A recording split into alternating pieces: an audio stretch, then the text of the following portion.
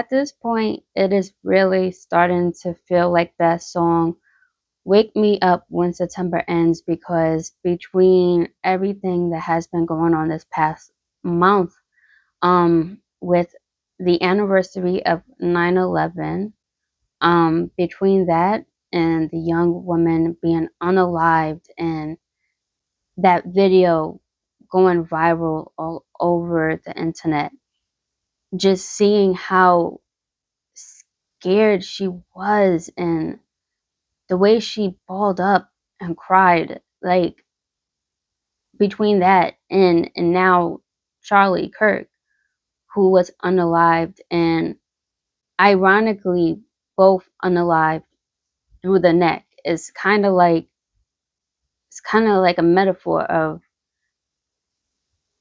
the collective's voice being silenced or challenged to be silenced. But that's another conversation for another time.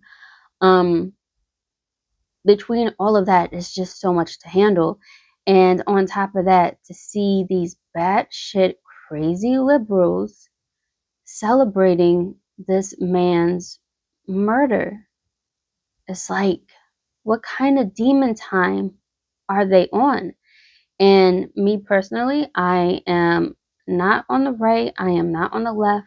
I am a free thinker, but it's obvious that the Democratic Party is fucking up right now. And me personally, this past year, this is the most one of the most lowest I felt in a long time personally, because for me, after I voted for Trump and people that I knew found out about that, because I was very open about voting for Trump. Of course, I was outcasted, but I don't care. I am a lone wolf. I know how to walk alone. But ever since then, people been challenging me and trying to twist my character and starting rumors of things that I've never said, like misinterpreting things that I've said. So seeing people misinterpreting what Charlie has said is really hitting home right now, because this past year I've witnessed the same thing.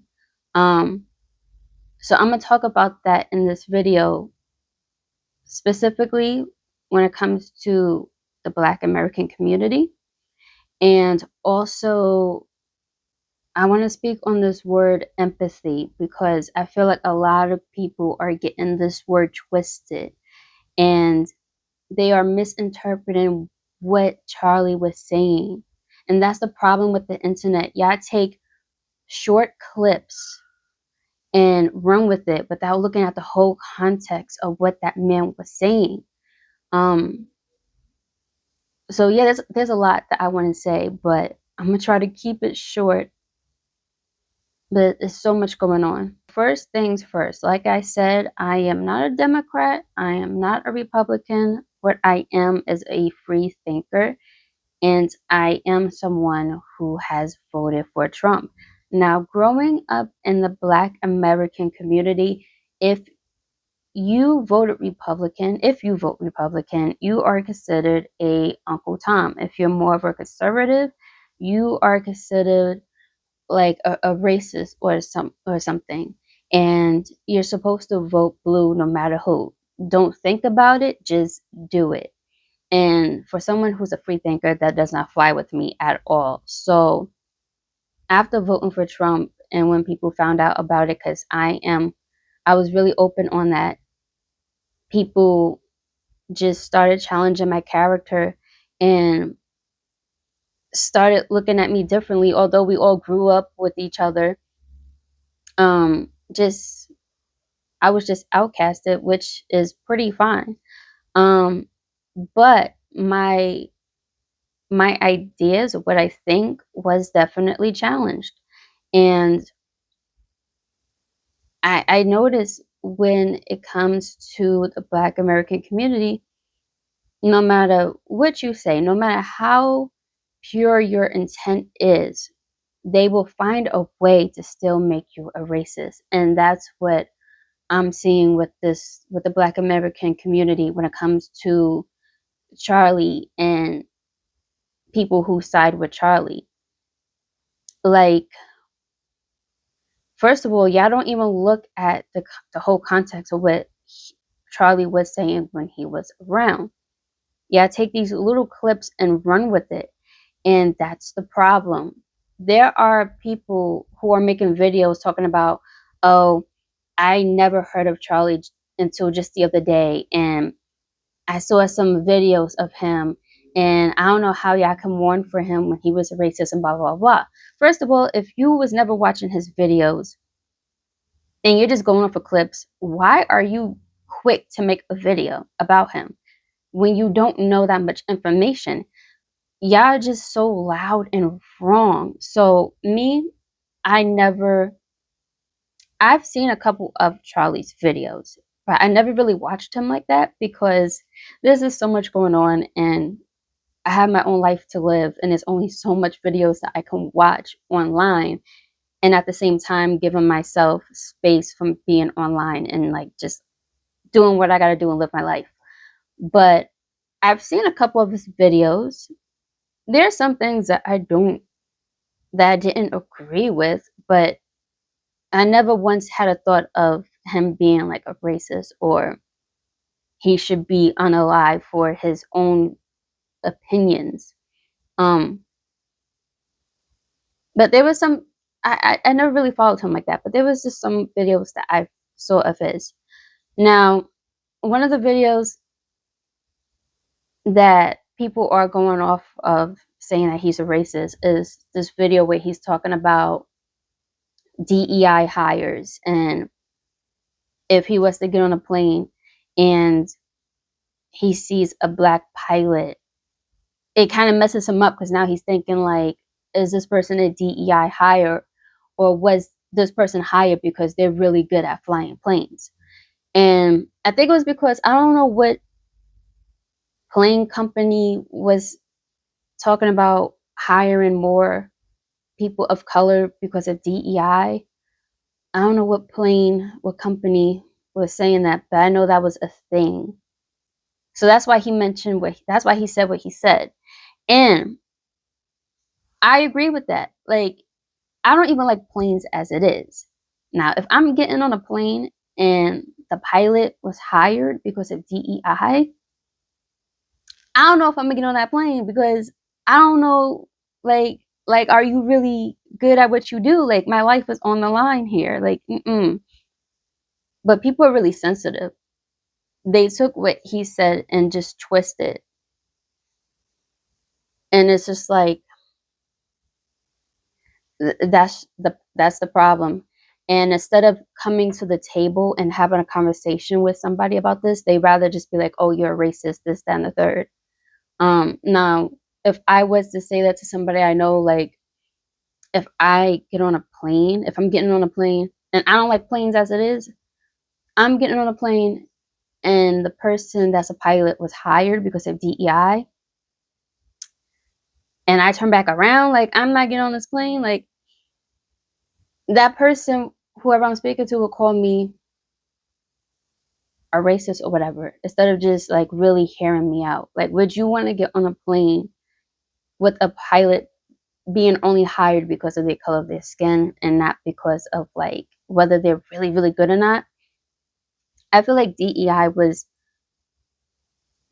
more like back in the days, that was more useful because there were a lot of black people who were very good at what they did, but they wasn't being hired because of racism.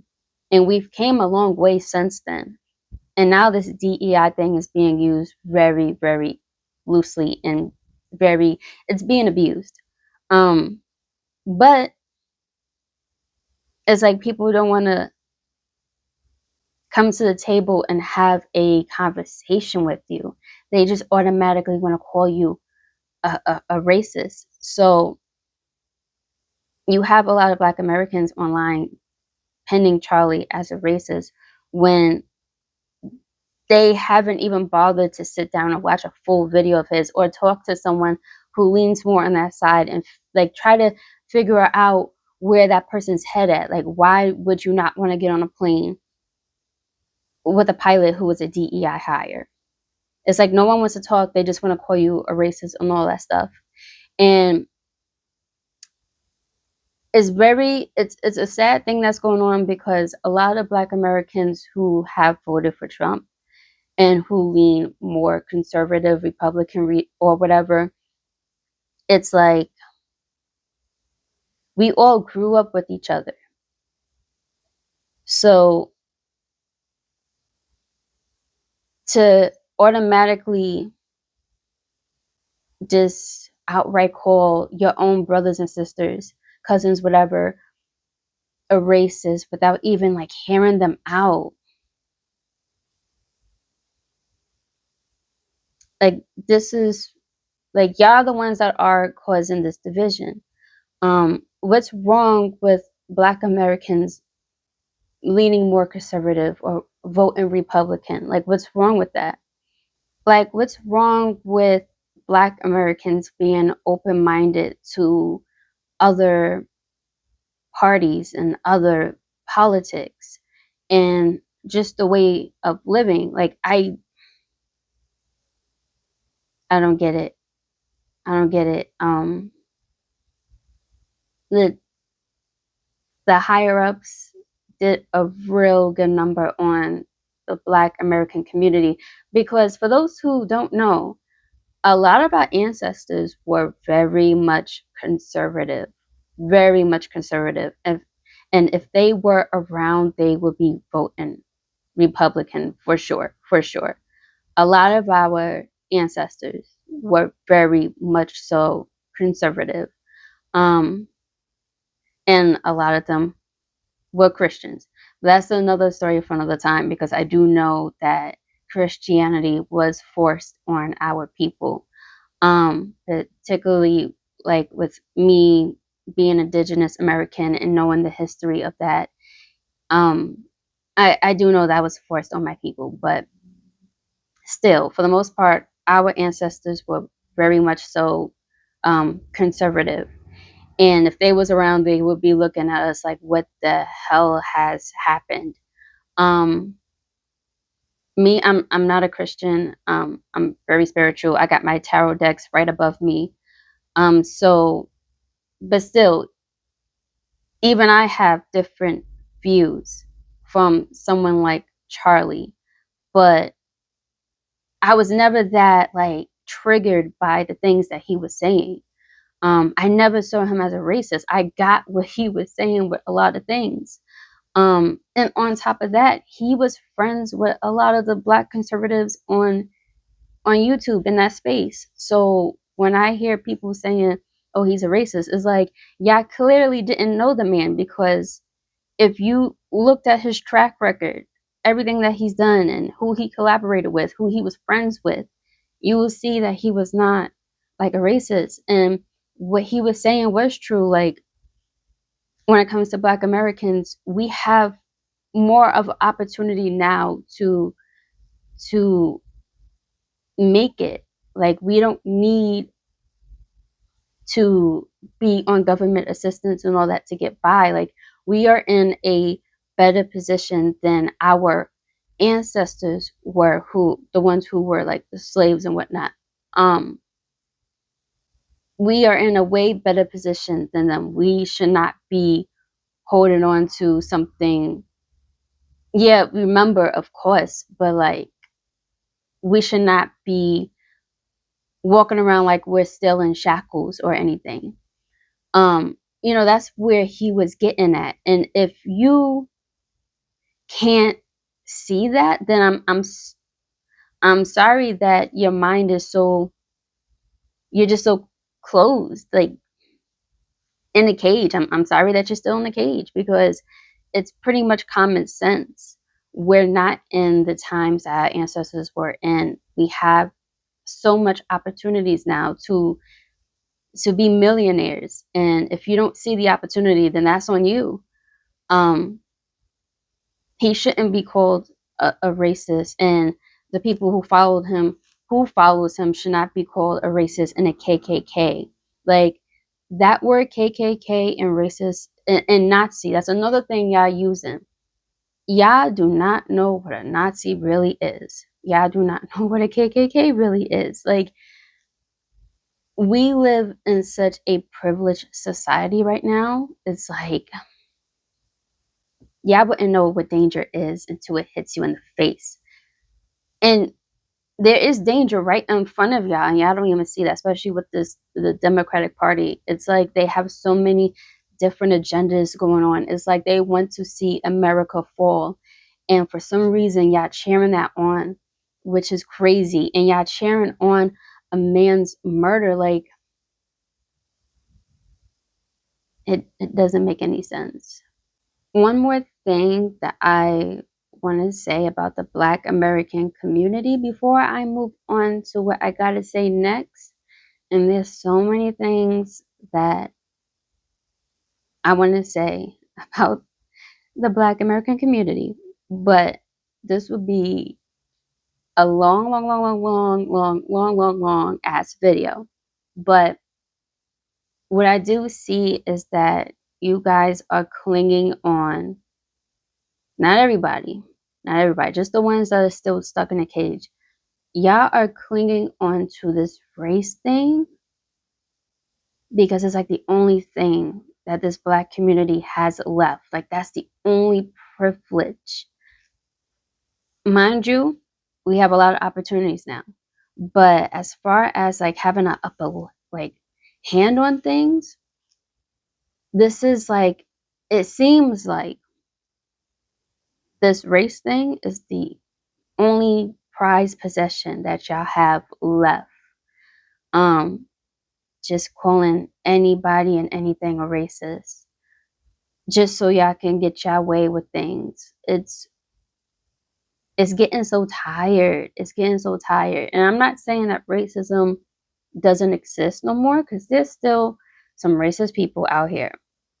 Where I live, there's still some racism um where I live on this island of mine. But it's definitely not like how it was back in the 60s and 50s and further back. We have a lot of opportunities now, but it's like y'all using racism and colorism to y'all advantage. And it's like, as soon as that breaks, y'all don't have a hold on that no more. I don't know what y'all gonna do next. What y'all gonna do next? Because that's the only thing that y'all got left that gives y'all this specific type of privilege that y'all low key know that y'all have. That y'all low key know that y'all have, but y'all ain't gonna say it. But that's another topic for another time. What I want to say next is this empathy that y'all are. Okay, let me get into that. So I've been seeing people saying that, oh, we shouldn't have empathy towards a man that doesn't have empathy or never had empathy towards us. And it's another clip that y'all just took and ran with it. Didn't even look at the whole context of what this man was saying. I do agree with him on this. The word empathy is being used very, very loosely. What he said was he he can't have empathy or doesn't have empathy, but what he does have is sympathy and compassion. If y'all would have stuck around and watched the whole video, within the same sentence, you didn't have to stick around for 2 minutes because he said it within the same sentence. He doesn't have empathy, but he does have sympathy and compassion for people. And that's more reasonable than empathy. So sympathy is you feel for someone, like you feel them. And compassion, right? Empathy is something totally different. That is you not just feeling for someone, but you honestly, like you really feel like you are in their shoes. It's like it's like, how can I say this without sounding too woo woo? But it's kind of like the being in everybody's shoes. Is like your spirit is like within everybody. You could feel what they feel. As soon as that person is crying, you're crying. It's like, okay, how can I really explain this? Because without making it sound woo woo. Basically, not everybody has that gift of being an empath. Not everybody has a gift of being an empath. You are either naturally gifted with that, or that's a skill that you have developed over time. Having emotional intelligence is not something that just anybody has. It's not a common trait.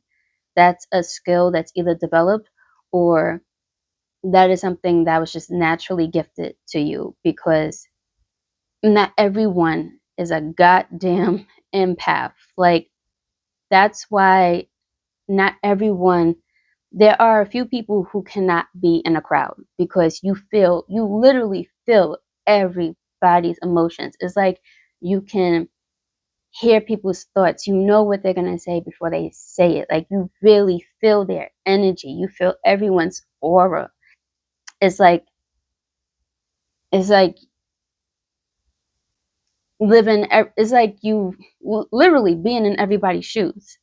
And that's a higher up energy, skill, whatever, to possess. Not everyone has that. Clearly, clearly, because if you was empathetic, you would not be celebrating a man's death like that. You wouldn't be laughing at his wife, who has to live with this for the rest of her life. While y'all are laughing and cheering on momentarily, just a temporary celebration, this is her life sentence. She has to live with this for the rest of her life. She has to sleep at night with an empty pillow beside her. Her kids are going to grow up and see a crowd of people cheering on their father's death. Like, if you was a real empath, you would not be cheering this on. You will feel that, and you will literally break down and cry. Like, so that word being empathetic is, yes, that is a word that is used very, very loosely. And that's the problem when it comes to the batshit crazy liberals. Y'all are becoming too delusional on things. There are some things that I can agree with on the left, but there's a lot of things that I disagree with. And to celebrate a man being unalive on TV like that and laughing at his kids, man, like, how sick can you be? You cannot be a group of empaths, like, talking like that, laughing like that. No, no. That's why a lot of spiritualists, when they do their sessions with people, they have to cleanse themselves, because they really feel people's energies, and it could drain you. It can really drain you. Um, yes, that's a skill not everybody has or are naturally gifted with. And the problem with the left is they just think they're so so special. We all ain't shit. Like, it's crazy. And then with the Black American community, yeah, not being open minded to things, and just, if you don't agree with a certain person, they're automatically a Nazi or KKK, racist, whatever. and y'all don't want to listen. Y'all so quick to make these videos and get online and be like, I didn't know the guy, but I did saw this, and therefore, like, you didn't see nothing. You just saw a quick 10-second clip and ran with it. But that's I don't know.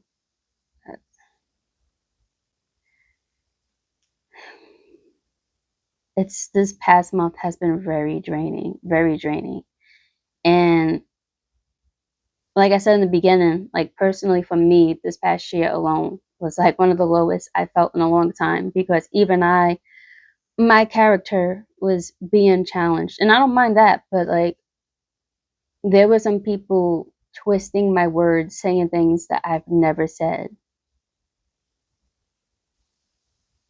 And I just I really had to isolate myself. I really had to isolate myself because of that, because I was just like, what is going on? Like, what the heck is going on?